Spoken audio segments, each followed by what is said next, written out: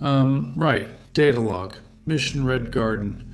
The Red Garden mission was a mission we did about 515 years ago, and we only had two books and some pictures taken to remember the situation that happened within the biome. The two books that got retrieved has given the Foundation some useful information, and one gave us a story/report of what happened with Scout Group Number 1. Right, let crack open the diary first. Dear Diary, today I'm about to go on my first real expedition. I'm so excited because I waited like my whole life to finally do one. I was born in a lab by the Foundation and taught to be a photographer for the Foundation. I was never really given a name, nor did I knew my mother, so I just called myself X, because I came from X Block. But it never bothered me that I was born in a lab or never met my mother. I was told by the higher-up management of the Foundation that we were priority number 1, because we would be the building blocks of learning about the world. This made me feel special, and it made me not question my existence because I know my purpose, and I am going to prove myself to the Foundation how useful I can be to us. I got all my gear ready, I suited up, and I got ready to meet my teammates. When I got to a logger train, I would meet my teammates. There was 5 members in total, including me, 3 of them being soldiers, and dear me, they're huge. One of them I got along with well was named Copper, and that dude was like 13 feet tall. It made my 8.7 feet height look small.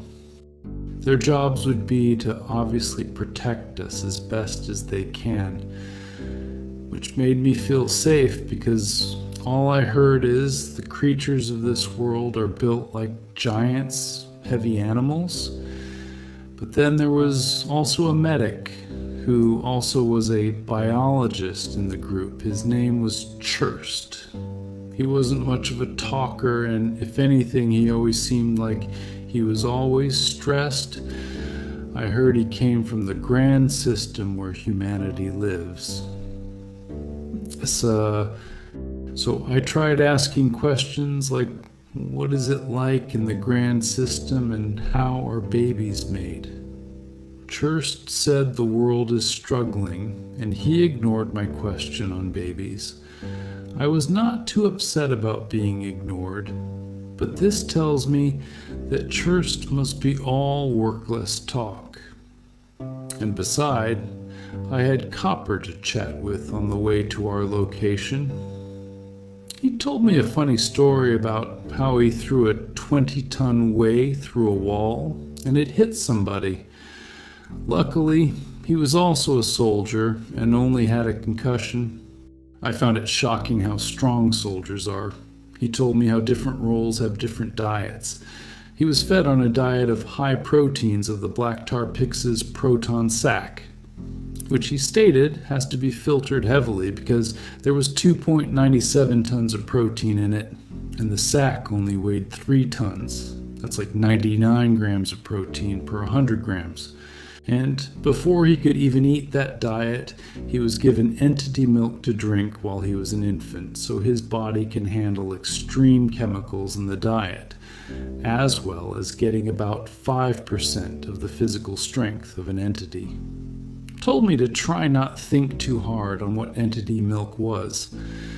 I was interested in the whole diet programs as I was mostly put on a normal diet with the occasional willow weeds, which seems to add oxygen to our blood, allowing us to run for longer periods of time. When we got to our location, the captain gave us a lecture about what we needed to know. He told us that currently we don't have any good weapons made to take out creatures in this location because the radiation here affects laser pistols and other laser-based weapons used to burn holes through the skin of the wildlife. So he had to use old weapons like anti-material rifles and anti-tank weapons. Did not take most of the speech seriously because the captain was 23 years old and had bracelets in his mouth. He looked like a nerd. You had bracelets, Captain? Just keep reading, you moron. Right? Anyway, but we still did pay attention and note it down. He got the 3 soldiers together and told them what they were supposed to do, and that if they encountered anything larger than an elephant, and if it looked dangerous, shoot it if it charged and keep running. And if any of them got caught, leave them for dead. They'll need to protect the medic and photographer. He told Churst, who is the medic and biologist, that if anybody survives an attack or gets ill, treat them and give everybody a radiation pill every 10 hours to counter the radiation this area gives. They stated that these pills could make you permanently live in Chernobyl's radiation if you took one, but because of the radiation of the area we are heading to, it destroys the defense of these pills and even the special suits that absorb the radiation like a sponge and make sure the radiation does not touch us. I don't know what Chernobyl is, but Churst seemed to understand clearly. When he got to me, though, he told me to take pictures, document stuff, and collect info. And if I can't do any of those, then draw what you see. He stated that we needed an attachment to our cameras to fight against the radiation that shuts any electronics off. Skip to the actual important part already. This is all useless information about this guy. You gave me a diary and told me to read it. You never stated how much of it I was supposed to read. You have me on video while I read this for future generations. Be more specific with what you need me to read, dude. Okay, smartass. Just read anything that talks about the Red Garden, how we got that other book, and what happened to the squad. Okay, day 1. When I stepped foot out of the logger train, I was greeted to a whole new world. There were valleys of tall red grass, like it was a savanna, and some trees with red leaves with black wood. They were mostly spaced out and would slowly shed their leaves. There were hills everywhere, which made every part of the savanna-like biome hard to tell when it ended. When we walked in the area, we noticed the sky suddenly changed to a pinkish red or orange haze, and I started to feel a bit numb. I tried to pinch myself, but even when I bruised, I felt nothing. Churst then grabbed my arm and told me, "We only been here for 5 minutes. Don't try to get injured for nothing." I felt a bit bad for most of the day after that. As we kept traveling deeper into the biome, we found water. Well, what is supposed to be water. It was red like blood. I got samples of it to bring with me, but I felt a bit uneasy when I found a skull. It looked human, but it was way too big. There were these strange bugs that floated around that were licking the skull. They were about 45 centimeters in length and had a wingspan of 110 centimeters. Churst said they're about the same size as a hawk. Copper decided to shoot one, so we had a specimen. And we found out why these weapons ain't as good. Because it took 10 shots to bring this thing down, and Copper had to stomp it to death. As we kept exploring and collecting data, the soldiers suddenly jumped in front of us and aimed their weapons at a hill. I was panicking, but scrambled to get my camera to see what it was, and then felt uneasy. On the hill was a figure of an animal. It was not running at us or even making a noise. It just stood there, staring at us. When I zoomed in closer, I could see it was like some kind of humanoid or something. Churst said it looked like somebody skinned a baboon and stretched its teeth outward. We stared at it for what felt like hours. The thing did not even blink or make any movements. One of the soldiers grabbed a rock and tried to throw it at the beast. He missed, but the beast did not even flinch or run at us. It was like a statue. We all decided to keep walking, and when we turned back, he was gone. Maybe he was just staying still because he was scared or something. Either way, that was one creepy looking thing, and I hope I don't see it again. On day 2, after we woke up from sleeping in a tree, we noticed one of the soldiers went missing. We don't know what happened to him, but Churst and the others assumed something took him when we all were asleep. I felt scared, but Copper said we can try to look for him. So I agreed, and we went looking for him. Even the Churst kept telling us about the rule that the soldiers had to follow. I told him that we don't know if he is dead, that the soldiers are people too. I started to hate Churst after that, because how can somebody disregard somebody else's life just because they were told that was their purpose? Churst did, however, try to explain it to me like I was a child. I am 32 years old. I'm not a kid. I don't care if this Churst guy had experienced a normal life. We are still people. And unlike him, we ain't paid to do this. As we kept searching, we stopped to look at something beautiful yet haunting. Churst yelled out, "That's the biggest giraffe he ever seen." We were looking at a tall and pale creature with an exposed head and neck. It was probably about 85 feet tall and was about 70 feet in length. But while we admired it, Churst screamed, "Don't look at the eyes!" We got confused because its eyes were more like an empty socket with white orbs floating in it. But we decided to just look at other parts of its body. I noticed on the giraffe's head was some kind of hook, which looked like it came from a crane. It was puncturing the skull, and it seemed stuck there. Our interest was short-lived when we found cloth materials which came from the soldier, covered in blood. We all made a structure of rocks to give him a funeral. His name was Silver, and we carved it into the centerpiece. And while I did not know him, he served the Foundation and humanity with bravery. He is a man we won't forget. We all said our farewell and placed the blood-soaked badge of our Foundation on top, to show the world who he served.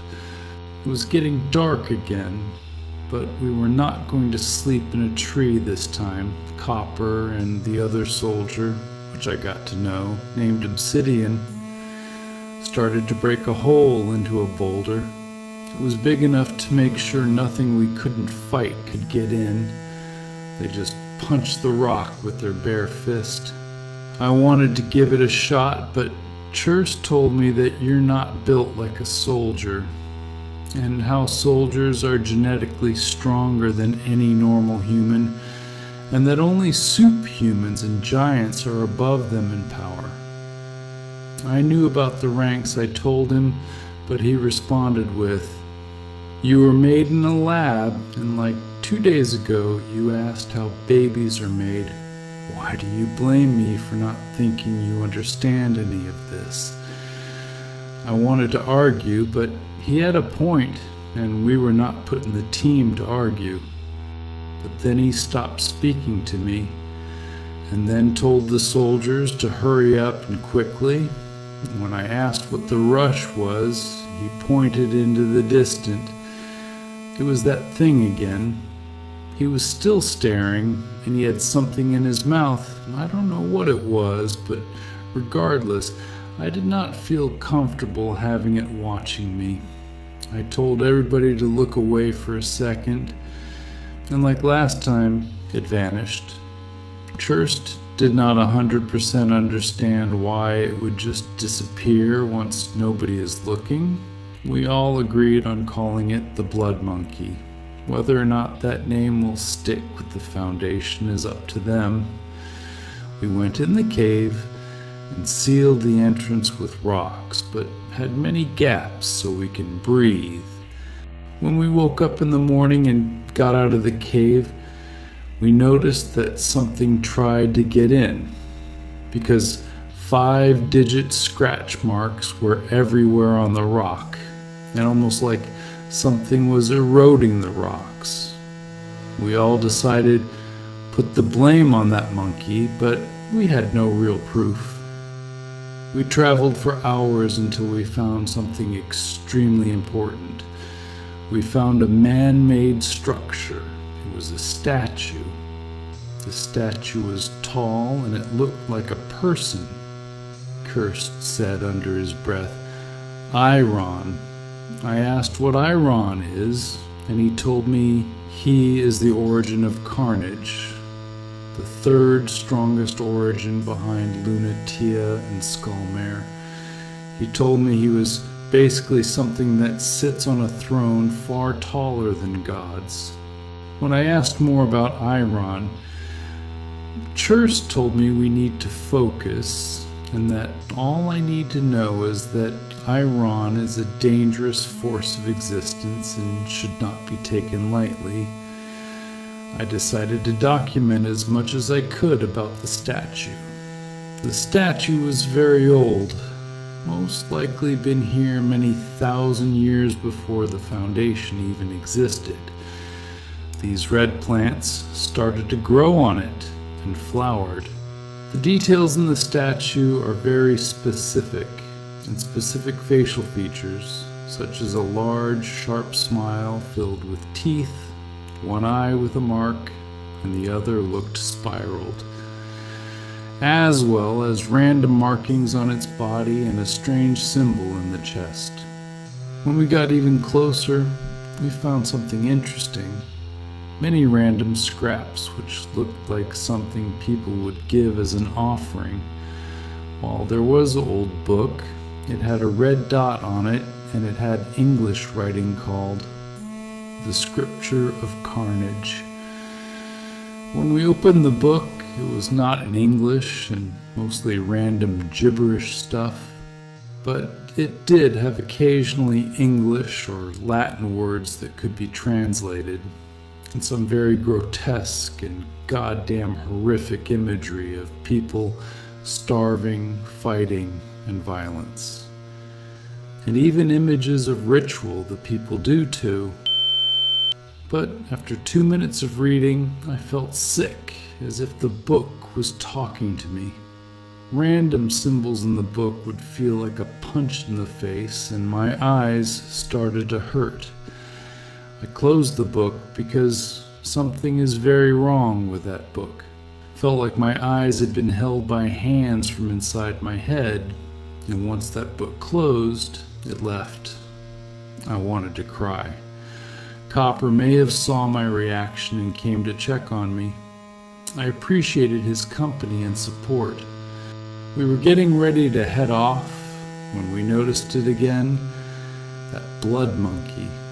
He was very far away, so we just decided to do what we usually did and look away, and sure enough, it left. 2 hours after the expedition on the statue, it followed us as we walked. We only noticed when we heard footsteps that did not come from us. This thing was massive, probably like 67 feet tall, went on all four and 80 feet long. This thing's eyes looked soulless, and you could hear this creepy whooing sound it made. It was easily the ugliest and most creepy looking thing I ever seen. You could see saliva slowly drop from the ends of its canine teeth, which looked like tusk. The grass would shrivel up to the touch. Obsidian decided maybe we could look away again, and we did. 5 hours after the encounter. We'd been tricked by this thing. When we turned around, it only took a second before we could hear Obsidian scream in pain. We turned around and started a fire at the beast. It got Obsidian to the back of its mouth, where these singular teeth that were ridged would crush his head and chest, only to rip it off his torso. Copper jumped on its back, latching on with a hook, and unloaded 40 anti-tank ammunition into the thing's eyes. It did hurt the beast a good amount, but it then shook Copper off and then stabbed him with the teeth. But the monkey was too focused on Obsidian's lifeless corpse and being semi-blinded from the gunfires. Copper got up. Critically injured and bleeding heavily, he grabbed me and Churst, and he ran as far as he could. I'm currently inside a cave as I write this. Churst told me to draw what happened to Obsidian since the Foundation needed it. He said it in a rushful way, but also so carelessly. I brought him up on that and told him, "Do you even care about what's happening? Copper's on the floor bleeding out and melting from the inside, and you're more focused on a fucking drawing of a guy I watched get mauled to death." Churst paused for a second. He then told me, "If you don't draw it, nobody will know fully. I hate him with my guts, but I do it anyway." Churst was trying to treat Copper, who was barely holding on, while I hold back tears trying to redraw how Obsidian got killed. I wonder if the Foundation knew this would happen. I started to question my existence. I think it's been about 2 hours now since I have written anything in this book. I am all alone now. Churst is so stupidly selfish. He left me and Copper for dead. When he looked outside this cave and saw many eyes and the wooing sounds of the monkey, he was scared and ran back in the cave. When I went to see, I was also scared, because I saw many pairs of eyes in the dark. They all get closer. I told him that we might be able to wait them out and that he still needs to help Copper. But before I even could turn around, I heard a gunfire. Churst shot himself. I cursed at his dead body and then had to turn my direction to Copper, who looked at this all in shock. But I watched as his face slowly became relaxed, as if Copper was giving up. I ran to Copper, trying to use Churst's medic kit to find a way to help him. I begged of him to not leave me, but Copper spoke slowly and weakly. He told me, "You don't need to bother. I'm already dead. I think my organs became liquid. The world is going slowly. We may die here, but let us be a reminder to never come here until the Foundation is ready." I was crying as I watched Copper blink and never opened his eyes back up, but I agreed with him. We must let the future generations know what went down. I turned on the tracking device. It's weak here, but the occasional discharges will allow the Foundation to find us. I'm writing this as the hands of these monkeys are coming towards me from outside the cave. They howl and want flesh. I saw cave paintings here, which I don't understand. I put all the photos in my diary. I put all the samples we had in a container. I tied the scripture of carnage with rope and attached a note saying, "Read diary first." Then I put that tracking device in the book. I'm ending it with who we were. Remember Soldier 1 as Silver. Remember Soldier 2 as Obsidian. Even remember that selfish medic 01888 as Churst. Please remember Soldier 3, my best friend, as Copper. And remember me as X, the author of my diary. Date is the 2 millionths and 12s, 15s. We need better dates. Now, any questions about that old footage I showed you, sir? Why did you show me an old video of somebody reading the book? Can you not just read it yourself? Oh, you're so correct. I would love to explain that same story 2.5 million times a day to everybody who has a meeting with me. Any more stupid questions? If you're that same captain in the story from that date, and the same one from the video, and if you're the same one now, when the date is the 2 millionth of 2025, then does that means you're like 1,000 years old or something? If you ask about my age, you're correct. I am the same captain from that video. And if you try shame me about my age, just know I lived your lifespan 10-folds. And not only am I more richer, important, and overall experienced, I also aged like wine. Cannot say that about yourself right now, that's all. Get out my office.